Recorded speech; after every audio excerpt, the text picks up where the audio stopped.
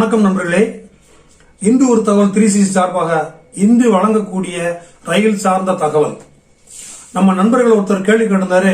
ஒருத்தர் இல்ல பல பேர் கேட்கறாங்க, ரயில் வண்டியானது ஒரு டிராக்ல இருந்து அடுத்த டிராக் எப்படி மாறுது? இப்ப நீங்க ஒரு கார்லயோ பஸ்லயோ போகும்போது அவர் நேரம் போய்கிட்டு இருக்கு, அப்படி இடது பக்கம் திரும்பணும்னா அவர் என்ன செய்வாரு, அந்த ஸ்டீரிங் அப்படியே சுத்துறாரு. சுத்தணும்னா இந்த பஸ் அல்லது கார் என்ன செய்யுது, அப்படியே இடது பக்கம் திரும்புது. ஆனா அந்த ரயில் திரும்புறதுக்கும் டிரைவருக்கும் சம்பந்தமே கிடையாது. அப்போ இந்த ரயில் வண்டியானது ஒரு இடத்துல இருந்து இடது பக்கமா திரும்புறதோ வலது பக்கமா திரும்புறதோ அல்லது ஒரு டிராக்ல இருந்து இன்னொரு டிராக் மாறி போறது அது யாருடைய கையில இருக்கு? சோ அதை பற்றி இந்த நிகழ்ச்சியில் பார்ப்போம். உங்களின் பார்வையில் இன்று ஒரு தகவல் 360. லோக்கோ பைலட்டுகளை பொறுத்தவரை, என்ஜின் டிரைவர்களை பொறுத்தவரை அவர்களால் என்ன செய்ய முடியும் என்றால், வண்டியை ஸ்டார்ட் பண்ண முடியும், இன்ஜினை ஸ்டார்ட் பண்ண முடியும், சிக்னலை பார்த்து வண்டியை செலுத்த முடியும், வண்டியுடைய வேகத்தை குறைக்க முடியும், கூட்ட முடியும். அந்த வேகத்தை கூட்டுவதற்கும் குறைப்பதற்கும் நாட்ச் அப்படிங்கிற ஒரு லிவர் இருக்குது. நம்ம கியர்னு சொல்கிறோம் இல்லையா, அது மாதிரி நாட்ச் அப்படிங்கிற ஒரு லிவர் இருக்குது. ஸோ அதை பயன்படுத்தி வண்டியுடைய வேகத்தை படிப்படியாக கூட்ட முடியும். அங்கங்கே சிக்னல் போர்டில் பார்த்து வேகத்தை குறைக்க முடியும், பிரேக் போட முடியும். இதுதான் அவர்களால் செய்ய முடியும். மற்றபடி ஒரு டிராக்லேருந்து வண்டி அடுத்த டிராக்குக்கு மாற்றுறதோ, மெயின் லைன்லேருந்து லூப் லைனுக்கு மாறுறதோ, எத்தனாவது பிளாட்ஃபார்மில் போய் நிற்க போகிறோம் அடுத்து வரக்கூடிய ஸ்டேஷனில் அப்படிங்கிறத பற்றி முன்கூட்டிய தகவலுமோ அவருக்கு எதுவுமே தெரியாது. ஸோ அப்போ இதெல்லாம் முடிவு பண்ணுறது யார்? இந்த ட்ராக்கை, இந்த வண்டி இந்த ட்ராக்கில் இந்த ட்ராக்கை மாற்றணும், அவளது இந்த ஸ்டேஷனுக்கு நுழையும் போது இத்தனாவது பிளாட்ஃபார்மில் நுழைய வைக்கணும் அப்படின்னா முடிவு பண்ணுறது யாருன்னு கேட்டிங்கன்னாக்கா, ஸ்டேஷன் மாஸ்டர், கண்ட்ரோலர். பழைய காலங்களில் இந்த பாயிண்ட்ஸ்மேன் அப்படின்னு ஒருத்தர் இருப்பார். ஸோ இவர்கள் அனைவருமோ அல்லது இவர்களில் ஒரு சிலருமோ மட்டும்தான் முடிவு பண்ணுறது. பெரும்பாலும் ஸ்டேஷன் மாஸ்டருடைய உத்தரவின் பேரில் அந்த பாயிண்ட்ஸ்மேன் அந்த காலத்தில் செயல்படுவார். ஆனால் இப்போல்லாம் மோட்டரைஸாக மாறிடுச்சு. ஸோ எப்படி மாறுது அப்படின்னு பார்க்குறதுக்கு முன்னாடி இந்த ரயிலில் உள்ள சக்கரங்களை பற்றியும் அந்த ட்ராக்குகளை பற்றியும் கொஞ்சம் நாலேஜ் நம்ம தெரிஞ்சுக்கிட்டோம்னா அடுத்து வரக்கூடிய விஷயங்களை புரிஞ்சுக்கிறது ஈஸியாக இருக்கும். இந்த படத்தில் காட்டக்கூடிய இந்த ரயில் சக்கரங்களை பாருங்கள். நம்ம ஒரு கற்பனையில் நினச்சிக்கிட்டு இருக்கிறோம், இந்த ரயில் சக்கரங்கள் வட்டமாக இருக்குது அப்படின்னு நினச்சிக்கிட்டு இருக்கோம். வட்டமாக தான் இருக்குது. ஆனால் அதனுடைய அந்த வட்டமான அந்த சக்கரமானது வெறும் சிலிண்டர் வடிவில் இல்லாமல் ஒரு கோனிக்கல் ஷேப்பில் இருக்கும். இந்த கோனிக்கல் ஷேப் அப்படிங்கிறது சொன்னாங்க, ஒரே சமதளமாக இல்லாமல் உட்புறம் செல்ல செல்ல உயர்ந்தும் வெளிப்பக்கம் பள்ளமாகவும் இருக்கும். இந்த படத்தில் 2 வேலையும் காட்டுறோம் பாருங்கள். அந்த வடிவமானது இப்படி தான் இருக்கும். இது என்ன காரணத்துக்காக இப்படி இருக்குது அப்படின்னு சொல்லி பார்த்தீங்கன்னாக்கா, சாதாரணமாக நம்ம பஸ்ஸு அல்லது காரு இதிலெல்லாம் பார்த்தீங்கன்னாக்கா நம்ம நேராக ஓட்டிகிட்டு போகும்போது எல்லா டயர்களும் ஒன்று போல் போகும்.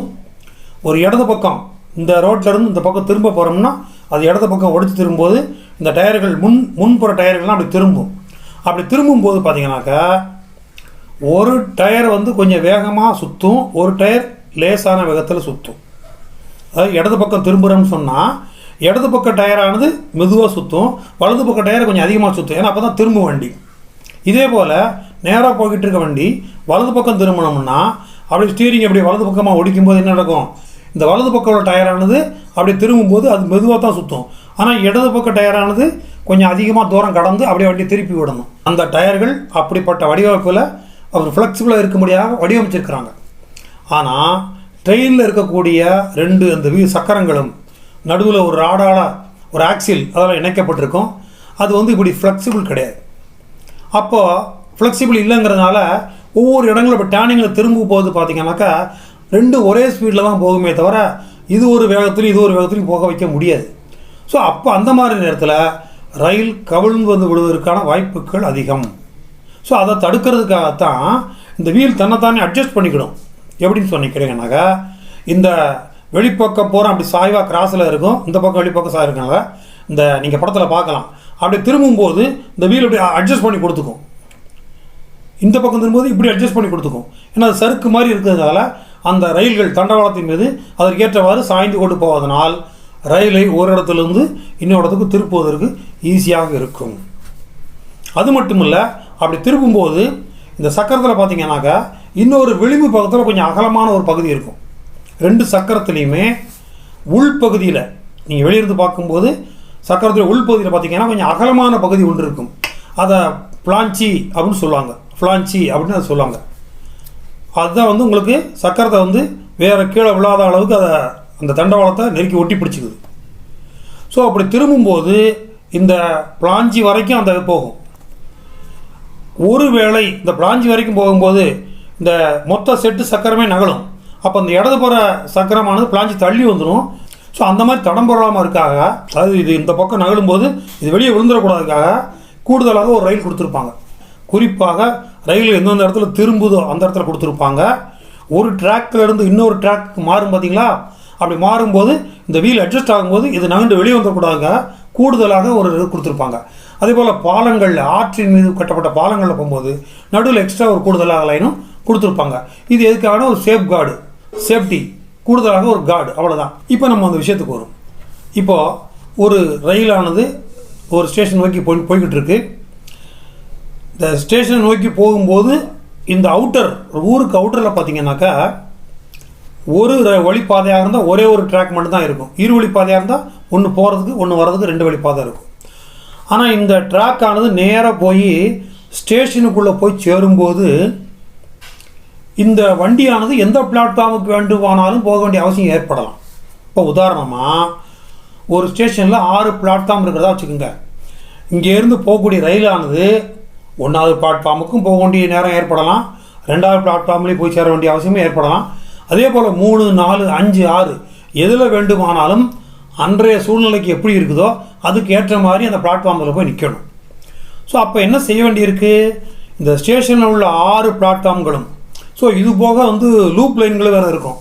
சில ஸ்டேஷனில் இந்த வண்டி நிற்க வேண்டிய அவசியம் இல்லை, பிளாட்ஃபார்ம் பக்கத்தில் வர வேண்டிய அவசியமே இல்லைன்னா 2 பிளாட்ஃபார்முக்கு நடுவில் ஒரு லைன் கூட போகும். அது எக்ஸ்ட்ரா லூப் லைன் சொல்லுவாங்க. இந்த மாதிரி சூப்பர் ஃபாஸ்ட் ப்ரீமியம் ட்ரெயின்கள்லாம் அந்த ஸ்டேஷனில் நிற்க வேண்டிய அவசியமே இல்லைன்னு சொல்லும்போது அந்த லூப் லைனில் நேரடியாக போயிடும்.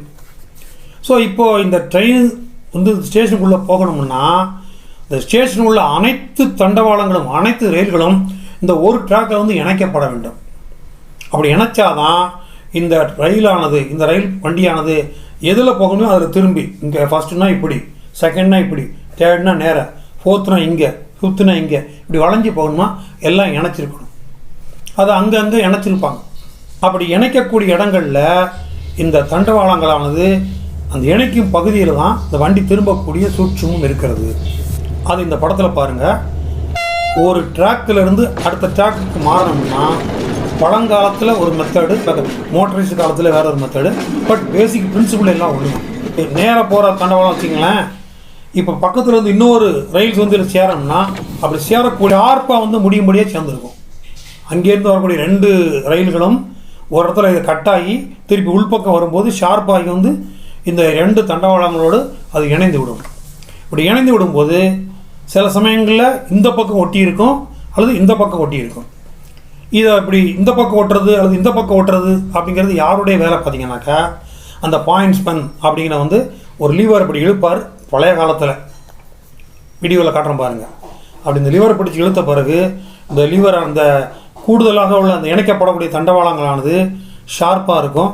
அது வந்து இந்த பக்கம் இணைகிறதா இந்த பக்கம் இணைகிறதா அப்படிங்கிறத அந்த ஸ்டேஷன் மாஸ்டருடைய உத்தரவுக்கு ஏற்ப அந்த பாயிண்ட்ஸ்மேன் அந்த லீவரை இழுத்தாருன்னா இப்படி இருக்கிறது இதோடு சேர்ந்துக்கும். ஸோ அப்போ அந்த ரயிலானது இந்த தண்டவாளத்தின் மீது நேராக போகாமல் இதில் ஏறி அப்படியே கிராஸில் போயிடும் அப்படி. ஸோ அதற்கு ஏற்றவாறு அந்த சக்கரங்கள் வளைந்து செல்லக்கூடிய வகையில் அவைகள் பக்குவமாக அமைக்கப்பட்டிருக்கும். இப்போ உள்ள காலகட்டங்களில் இந்த பாயிண்ட்ஸ்மேன் வேலை பல இடங்களில் குறைஞ்சி போச்சு. எல்லாமே வந்து மோட்டரைஸ்டு கண்ட்ரோல். அது பக்கத்தில் ஒரு சின்ன மோட்டர், அது செக்யூர்டாக மழையோ வெயிலோ குப்பையோ தூசியோ படாமல் சிக்குன்னு மூடி வைக்கிற மாதிரி இருக்கும். ஸோ அவைகளோட அந்த மோட்டரானது சுற்ற வைத்து இங்கேயும் நகழ்கிற மாதிரி இந்த கண்ட்ரோல் வந்து எங்கே போயிருக்கோம், நேராக ஸ்டேஷன் மாஸ்டருடைய ரூமில் சுவிட்சு அவர் கையில் இருக்கும். ஸோ அவரால் நேரடியாக அந்த சுவிட்சை ஆப்ரேட் செய்வது மூலமாக இந்த தண்டவாளம் இங்கே இப்படி நகட்ட முடியும். அது நகண்டுச்சா அப்படின்னு பார்க்குறதுக்கு அங்கே அவருக்கு இண்டிகேஷன் இருக்கும். ஸோ இது நகண்டுச்சு, அது நகலலை அப்படின்னு தெரியும். எப்படி நகலாமல் போகும், சில சமயங்களில் நம்மளுக்கு தான் சும்மா இருக்க மாட்டேனே, சின்ன பையன் நினச்சி வாங்க அவங்கள்ட்ட ஒரு கள்ளத்துக்கு அது நடுவில் போட்டு போயிடும். அப்போ இந்த ரயிலானது இங்கேருந்து நகலும்னா மோட்ரு ஓடும், ஆனால் நெருக்கும் கல் நடுவில் கிடக்கிறதுனால நகலாது. ஸோ அந்த மாதிரி தான் அவருக்கு தெரிஞ்சிடும், ஓஹோ நகல மாட்டேங்குது, பிரச்சனை இருக்குன்னு சொல்லி என்ன செய்வார், ஒரு அங்கே உள்ள ஹெல்ப்பரை கூப்பிட்டு நேராக போய் அதை சுத்தம் பண்ணிட்டுவான்னு சொல்லி அனுப்பிடுவார். அந்த கல்லை எடுத்து போட்டோன்னா ஆட்டோமேட்டிக்காக அது சேர்ந்துடும். சில இடங்களில் மெதுவாகத்தான் செல்லும், சில இடங்களில் அதிவேகமாக சென்று மாறிடும். இது எந்த மாதிரி இடங்கள் கேட்டிங்கனாக்கா, பெரும்பாலும் ஸ்டேஷனுக்குள்ளே நுழையும் போது ஸ்டேஷனுடைய கண்ட்ரோல் பக்கத்தில் உள்ள ஒரு அந்த சிக்னல் போர்டு ஒன்று இருக்கும், அதை மாற்றாமல் வச்சுருப்பாங்க. அந்த ட்ரெயின் வந்து அதனால தான் ஸ்டேஷனுக்கு வந்தோன்னா அவுட்டரில் 5 நிமிஷம் 10 நிமிஷம் போடுறது அதுக்காக தான். அவங்க எந்த பிளாட்ஃபார்மில் போடணும் முடிவு பண்ண பிறகு இந்த பட்டனை ஆப்ரேட் பண்ண உடனே இந்த ட்ராக் ஆனது எந்த ட்ராக் எத்தனை பிளாட்ஃபார்ம் போகணும்னு முடிவு பண்ணிடுவாங்க. அதன் பிறகு அதற்கு ஏற்றவாறு தண்டவாளங்களை அட்ஜஸ்ட் செய்வதால் இந்த வண்டிகள் மெதுவாக கிளம்பி இந்த தண்டவாளத்துலேருந்து அந்த தண்டவாளத்துக்கு கிராஸ் ஆகி எந்த பிளாட்ஃபார்முக்கு போகணுமோ அந்த பிளாட்ஃபார்முக்கு போகும். அது வரைக்கும் மெதுவாக தான் போகும். ஆனால் அதே சமயத்தில் இந்த ரயில்வே ஸ்டேஷனை தாண்டி வெளியே போகும்போது ஆங்காங்கு உள்ளவுடைய கிராசிங் இடங்களில் பார்த்தீங்கன்னாக்கா ஃபர்தர் முன்னாடி இன்ஸ்ட்ரக்ஷன் போயிடும். அப்போ அவங்க ரெடிமேடாக அங்கே ஏற்கனவே க்ரீன் சிக்னல் போட்டு அல்லது எல்லோ சிக்னல் போட்டு ரெடியாக வச்சுட்டாங்கன்னா இந்த வண்டி படு வேகத்தில் போகும்போது சடச்சடன்னு நிச்சயமாக நீங்கள் தாராளமாக என்ன செய்யலாம், நீங்கள் அடுத்த ஒரு ட்ராக்லேருந்து அடுத்த ட்ராக்கு வேகமாக செல்லக்கூடிய அந்த ஒரு வாய்ப்பும் அந்த ரயில் வண்டிக்கு கிடைக்கும். ஒரு ட்ராக்கில் இருந்து அடுத்த ட்ராக்கு எப்படி மாறுது, எப்படி திரும்புது, அதை பற்றிய இந்த தகவல் உங்களுக்கு இப்போ கொஞ்சம் ஈஸியாக புரிஞ்சுக்க நினைக்கிறேன். இது சார்ந்த கூடுதல் தகவல் தெரிந்தாலும் சரி அல்லது இந்த நிகழ்ச்சி பற்றி கமெண்ட்ஸ் மாதிரி இந்த கமெண்ட்ஸ் பகுதியில் நீங்கள் தாராளமாக தெரிவிக்கலாம். மீண்டும் இது போன்றது ஒரு தகவல் உங்களை சந்திக்கிறேன். நன்றி, வணக்கம். நமது நிகழ்ச்சிக்கு இது வரைக்கும் சப்ஸ்கிரைப் பண்ணாதங்க சப்ஸ்கிரைப் பண்ணுங்கள், ஷேர் பண்ணுங்கள், லைக் பண்ணுங்கள்.